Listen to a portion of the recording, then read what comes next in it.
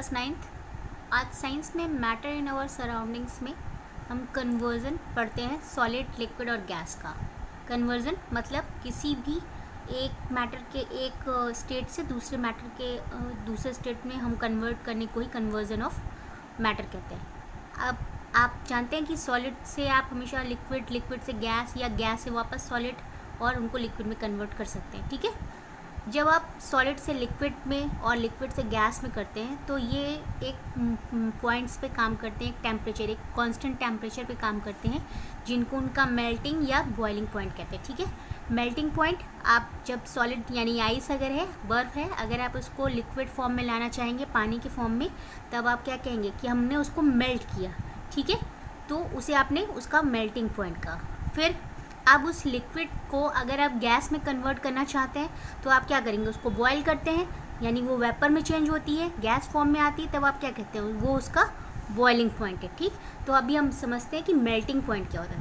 तो a stage is reached when the solid melts and in converted to a liquid, so the minimum temperature at the atmospheric pressure is called its melting point. क्या कहा हमने कि जब वो अवस्था solid की यानी कि ठोस की वह अवस्था जब लिक्विड में कन्वर्ट हो जाती है, मेल्ट हो जाती है, तो जो एक मिनिमम टेम्परेचर रिक्वायर्ड होता है एटमॉस्फेरिक प्रेशर पे, उसे हम उसका मेल्टिंग पॉइंट करते हैं। ठीक है, तो आप डेफिनेशन लिख सकते हैं जो हमने दी हुई है कि ये stage is reached when the solid melts and convert into liquid, so the minimum temperature is known as atmospheric pressure of its melting point. ठीक है, अब आते हैं इसके बॉइलिंग पॉइंट की तरफ।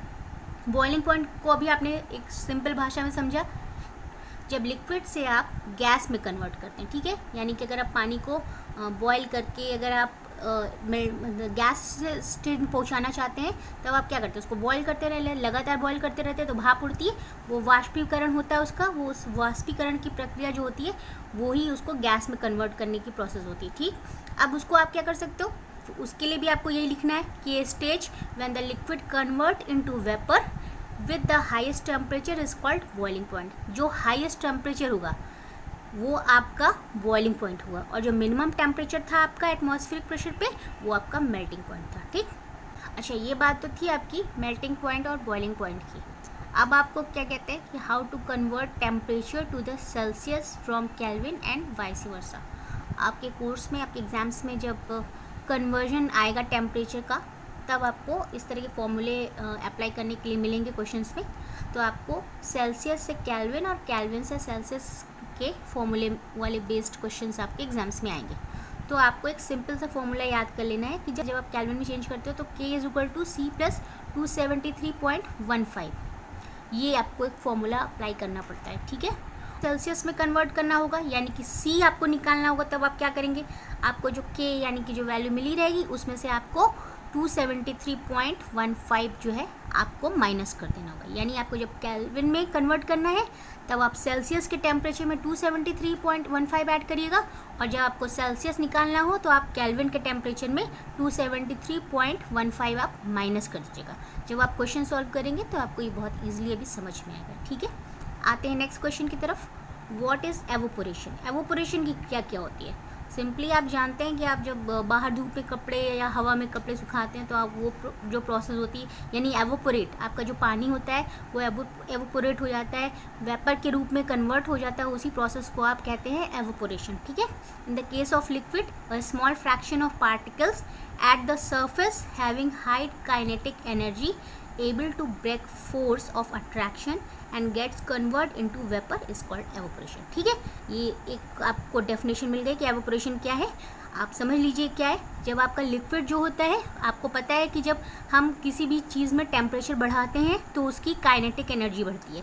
काइनेटिक एनर्जी बढ़ने से उनके जो मॉलिक्यूल्स होते हैं वो आपस में क्रिया करने लगते हैं, एक दूसरे से दूर भागने लगते हैं या पास आने लगते हैं। ठीक है, अब जब वो आपकी काइनेटिक एनर्जी जब बढ़ती है, आप बाहर जब हवा में सुखाते हो या धूप में डालते हो, तो उनके बीच में जो सॉलिड आपका था, लिक्विड था उस कपड़े में, तो आपने जब उसको धूप में डाला तो उनके बीच में काइनेटिक एनर्जी बढ़ी।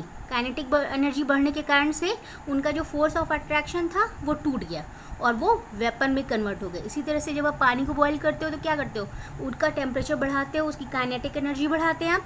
जब काइनेटिक एनर्जी बढ़ती है तो वो दूर दूर हो जाते हैं, उनका फोर्स ऑफ अट्रैक्शन जो उनके मॉलिक्यूल्स के बीच में होता है वो टूट जाता है और वो एवोपरेट हो जाता है। ठीक यही प्रोसेस जो आपकी कपड़े के साथ भी होती है, लिक्विड उसका उड़ जाता है और एवोपरेट हो जाता है, ये प्रोसेस आपका एवोपरेशन कहलाता है।